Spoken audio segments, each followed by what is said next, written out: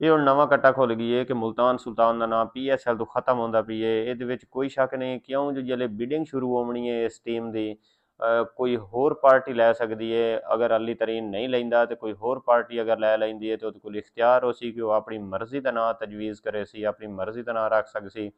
ਜਿਵੇਂ 7ਵੀਂ ਤੇ 8ਵੀਂ ਟੀਮ ਦਾ ਫੈਸਲਾ ਹੋਇਆ ਹੈ, ਇੱਕ ਦਾ ਨਾਂ ਸਿਆਲਕੋਟ, ਇੱਕ ਦਾ ਨਾਂ ਹੈਦਰਾਬਾਦ ਰੱਖਿਆ ਗਿਆ ਹੈ।